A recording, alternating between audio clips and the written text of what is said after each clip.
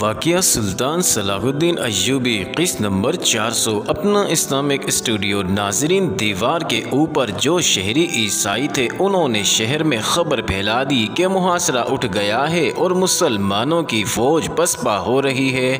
سلطان ایوبی دیوار سے دور اپنی فوج کو منتقل کر رہا تھا اور شام ہو گئی۔ ناظرین، شہر میں جہاں آہوزاری، دہشت زدگی اور دعاؤں کا واویلا تھا وہاں خوشی کے نعرے گرجنے لگے۔ رات ہی رات عیسائی گرجوں میں جمع ہو کر خدا کا شکر ادا کرنے لگے۔ عیسائی جو شام تک اپنے گناہوں کی بخشش مانگ رہے تھے، مسلمان شہریوں پر ظلم و تشدد کا اثر نو آغاز کرنے کا پروگرام بنانے لگے۔ اس کی ابتدا انہوں نے طعنوں اور گالیوں سے کی۔ مسلمان بجھ کر رہ گئے۔ ناظرین، دوسرے دن 25 ستمبر 1187 سنہ عیسوی بروز جمعہ دیوار پر کھڑے صلیبیوں نے دیکھا کہ شمال کی جانب جبل زیتون پر سلطان ایوبی کا جھنڈا لہرا رہا ہے اور اس سے آگے دیوار سے ذرا ہی دور مسلمانوں نے منجنی کے نصب کر دی ہیں اور کم و بیش 10,000 فوج سوار اور پیادہ حملے کے لیے تیار کھڑی ہے۔ اپنا اسلامک اسٹوڈیو کے معزز ناظرین، پہلے بیان کیا جا چکا ہے کہ سلطان ایوبی ہر جنگی مہم کا آغاز جمعہ کے روز اس وقت کیا کرتا تھا جس وقت مسجدوں میں خطبے دیے جا رہے ہوتے تھے۔ اس کا عقیدہ تھا کہ یہ دعاؤں کی قبولیت کا وقت ہوتا ہے۔ بیت المقدس پر بھی اس نے پوزیشن اور پلان بدل کر جمعہ کے روز فیصلہ کن حملہ کیا۔ ناظرین، شہر پر پہلے سے زیادہ پتھر اور ہانڈیاں گرنے لگیں۔ شہر میں فوراً خبر پھیل گئی کہ مسلمانوں کی اور زیادہ فوج آ گئی ہے اور اب شہر 1-2 دن کا مہمان ہے۔ ناظرین، مورخ لکھتے ہیں کہ شہر میں دہشت زدگی کی لہر آئی۔ لوگ گھروں سے نکل کر گلیوں اور بازاروں میں واویلا کرنے لگے۔ مسلمانوں کی اذانیں ایک بار پھر سنائی دینے لگی۔ عیسائیوں کی حالت زار سے خود پادری متاثر ہوئے۔ وہ صلیبیں ہاتھوں میں اٹھائے گلی گلی کوچا کوچا پھرنے لگے۔ وہ بھی روتے تھے اور دعائیں مانگتے تھے۔ صلیبی سواروں نے ایک بار پھر نکل کر منجنی کو پر ہلہ بولا، مگر دین اسلام کے ببر شیر سلطان ایوبی نے اب یہ معرکہ اپنی نگرانی میں لے لیا تھا۔ اس کے سوار 3 اطراف سے صلیبی سواروں کی طرف سرپٹ رفتار سے بڑھے اور انہیں پیس کر رکھ دیا اور صلیبی نائٹوں کی لاشوں کا کچومر نکال دیا۔ ناظرین، صلیبی مہندسوں یعنی منجنی کو تک پہنچ ہی نہ سکے۔ اس کے بعد صلیبیوں نے 2 اور ہلے بولے، لیکن مسلمان شاہ سواروں نے انہیں دروازے سے زیادہ آگے نہ آنے دیا۔ ناظرین، سلطان ایوبی نے پہلی بار اپنے ایک نقب زنجیش سرنگیں کھودنے اور دیواریں توڑنے والوں کو آگے بڑھایا۔ اس کا طریقہ یہ اختیار کیا گیا کہ ہر ایک کے ہاتھ میں لمبی ڈھال تھی جس کے پیچھے وہ سر سے پاؤں تک چھپا ہوا تھا۔ ان ڈھالوں کے علاوہ انہیں اوپر سے آنے والے تیروں سے بچانے کے لیے سلطان ایوبی کے ہزاروں تیر اندازوں نے نہایت تیزی سے دیوار کے اس حصے پر تیر برسانے شروع کر دیے جس حصے کے نیچے نقب لگانی یا سرنگ کھودنی تھی۔ کہتے ہیں کہ تیر اس قدر زیادہ برسائے جا رہے تھے کہ دیوار ان کے پیچھے چھپ گئی تھی اور دیوار کے اوپر کسی صلیبی کا سر نظر نہیں آتا تھا۔ وہاں ایک دروازہ تھا جس کے اوپر عمارت بنی ہوئی تھی۔ اس دروازے کے پیچھے بھی ایسا ہی ایک مضبوط دروازہ تھا۔ دونوں کے درمیان دیوڑی تھی جس کے اوپر عمارت تھی۔ ناظرین، سلطان ایوبی اس کے نیچے سرنگ کھدوانا چاہتا تھا۔ اس دروازے سے کچھ دور دیوار ذرا کمزور نظر آتی تھی۔ وہاں بڑی منجنی کے جو سلطان نور الدین زنگی مرحوم نے اپنی زندگی میں بنوائی تھی کئی من وزنی پتھر مار رہی تھی۔ دیوار خاصی چوڑی تھی لیکن مسلسل ایک ہی جگہ سنگ باری سے اس میں شگاف پڑنے لگا تھا۔ پتھروں کے دھماکے شہر والوں کا خون خشک کر رہے تھے۔ ناظرین، دن کے وقت نقب زنجیش ڈھالوں کی اوٹ میں تیروں کے سائے میں دروازوں تک پہنچ گئے۔ اب اوپر سے ان پر کوئی تیر نہیں چلا سکتا تھا۔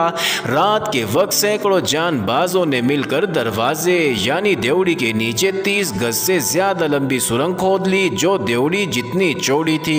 ناظرین، اوپر کی عمارت کو مضبوط شہتیروں سے سہارا دیا گیا۔ اس مہم میں 2 دن صرف ہوئے۔ شہتیر آگے پہنچانے میں کئی مجاہد شہید ہو گئے۔ پھر اس سرنگ میں گھاس اور لکڑیاں بھر کر ان پر آتش گیر سیال اور مادہ پھینکا گیا اور اسے آگ لگا دی گئی۔ تمام نقب زم جان باز وہاں سے بھاگ آئے۔ ناظرین، آگ نے شتیروں کو بھی جلا دیا اور اوپر سے عمارت دھسنے لگی۔ پھر مہیب گڑگڑاہٹ سے گر پڑی۔ ادھر دیوار سے جس جگہ وزنی پتھر مارے جا رہے تھے وہاں سے بھی شگاف ہو گیا۔ اب ملبے کے اوپر سے گزر کر شہر میں داخل ہونا تھا، مگر یہ بڑا ہی خطرناک اقدام تھا۔ یہاں سے ملبہ ہٹانے کی مہم شروع ہوئی۔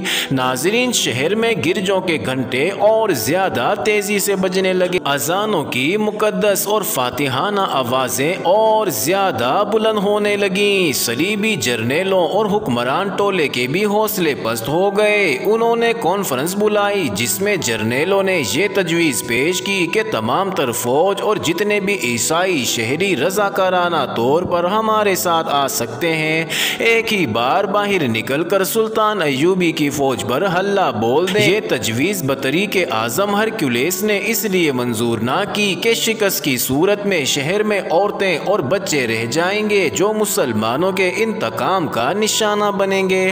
آخر کار یہ تجویز منظور ہوئی کہ سلطان ایوبی کے ساتھ صلح کی بات چیت کی جائے۔ اس کی نمائندگی ایک عیسائی سردار بالیان کو دی گئی۔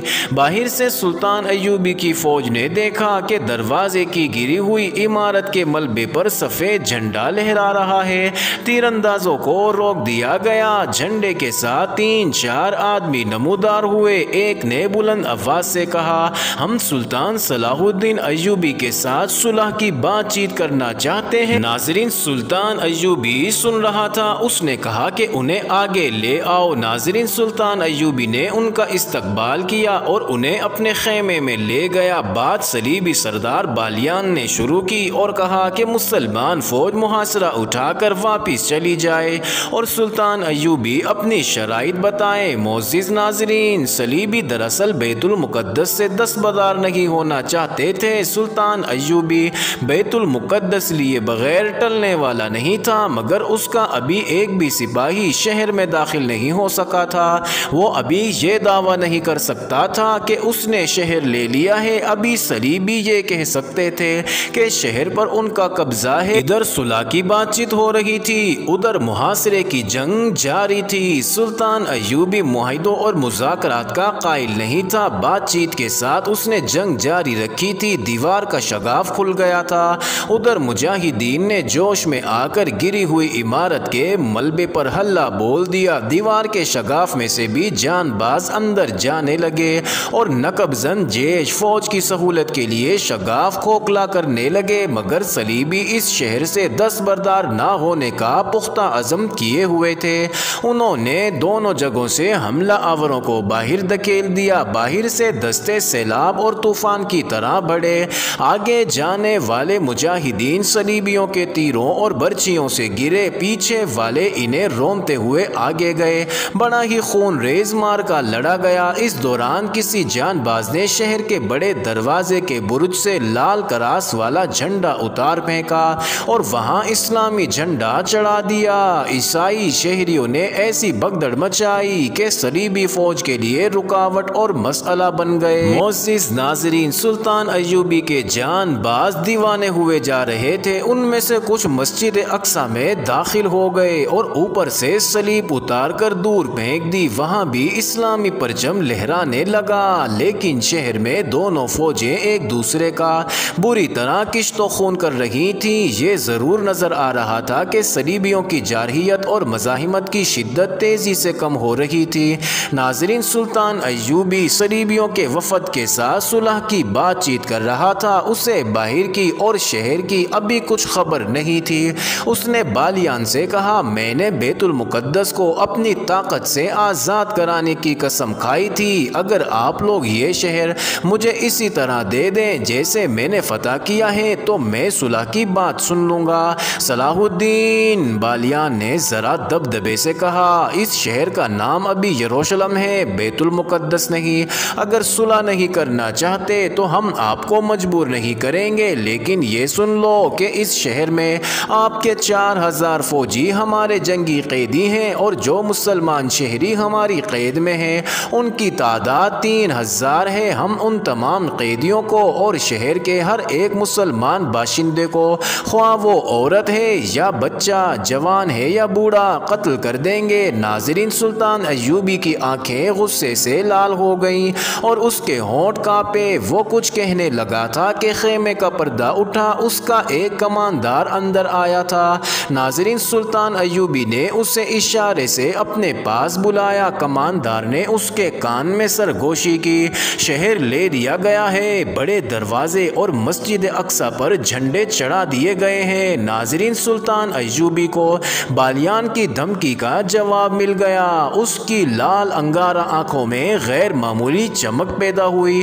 اس نے بڑے زور سے اپنی ران پر ہاتھ مار کر صلیبی سردار بالیان سے کہا، فاتح مفتوح کے ساتھ صلح کی بات نہیں کیا کرتے، کوئی ایک بھی مسلمان تمہارا قیدی نہیں۔ ہمارے جان باز مجاہدین نے تمہارے صلیبی فوجیوں کا جگر پھاڑ ڈالا ہے۔ ناظرین، وقائع نگاروں نے لکھا ہے کہ سلطان ایوبی بڑے تحمل سے بات کیا کرتا تھا، مگر بالیان کی دھمکی کے ساتھ ہی فتح کی خبر سن کر اس کی آواز میں قہر اور گرج پیدا ہو گئی۔ اس نے کہا، تم سب قیدی ہو، تمہاری ساری فوج میری قیدی ہے۔ شہر میں رہنے والا ہر ایک عیسائی میرا قیدی ہے۔ اس شہر سے اب وہ عیسائی نکل کر جا سکے گا جو میرا مقرر کیا ہوا زر فدیہ ادا کرے گا۔ جاؤ، اندر جا کر دیکھو یہ یروشلم ہے یا بیت المقدس۔ ناظرین، بالیان اور اس کے ساتھ آئے ہوئے صلیبی گھبرا گئے۔ خیمے سے نکل کر دیکھا، سلطان ایوبی کی فوج کا بیشتر حصہ شہر میں داخل ہو چکا تھا اور بڑے دروازے پر اسلامی پرچم لہرا رہا تھا۔ یہ اتفاق تھا یا سلطان ایوبی نے پلان ہی ایسا بنایا تھا یا خدائے ذوالجلال کا منشا یہی تھا کہ سلطان ایوبی بروز جمعہ 12 اکتوبر 1187 عیسوی بمطابق 27 رجب 583 سنہ ہجری شہر میں فاتح کی حیثیت سے داخل ہوا۔ اپنا اسلامک اسٹوڈیو کے معزز ناظرین، غور فرمائیے، یہ رجب کی 27ویں رات تھی اور یہ وہ رات ہے جب رسول اکرم صلی اللہ علیہ وسلم اسی مقام سے معراج کو تشریف لے گئے تھے۔ تمام مسلم اور غیر مسلم مورخین نے بیت المقدس کی فتح کی یہی تاریخ لکھی ہے۔ ناظرین، سلطان ایوبی جب شہر میں داخل ہوا تو مسلمان گھروں سے نکل آئے، عورتوں نے سروں سے اوڑھنیاں اتار کر اس کے راستے میں پھینک دی۔ سلطان ایوبی کے باڈی گارڈوں نے گھوڑوں سے اتر کر اوڑھنیاں راستے سے اٹھا لیں، کیونکہ سلطان اپنی پرستش اور خوشامد سے سخت نفرت کرتا تھا۔